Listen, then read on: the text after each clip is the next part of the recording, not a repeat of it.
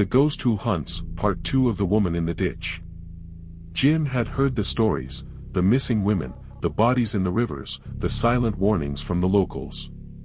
But ever since that night on Highway 16, when the ghostly hitchhiker vanished from his truck, he couldn't shake the feeling that something had changed. And then, the killing started. It began with him, the man who had picked up Tara. They found his truck abandoned near the Skeena River, the doors flung open, his body half submerged in the icy water. His throat was torn open, but there were no signs of an animal attack. No struggle.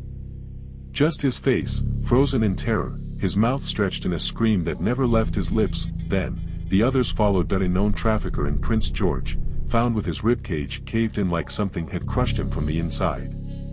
A trucker in Burns Lake, discovered in his cab, eyes wide, fingernails clawed down to the bone like he tried to fight something unseen.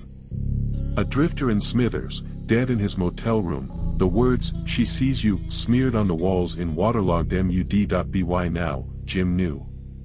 She wasn't just a ghost, she was hunting point. One night, as he drove the highway, headlights flashed in his mirror. A truck barreling down on him.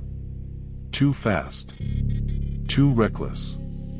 He recognized it, the same kind of rig that used to pick up girls and never bring them home. Then he saw her, standing in the middle of the road, barefoot, soaked in river water. The truck driver slammed on his brakes, but it was too late. She didn't move. Didn't flinch. The vehicle passed right through her. The truck skidded, flipped, and came to rest in a mangled heap. Jim pulled over, heart hammering.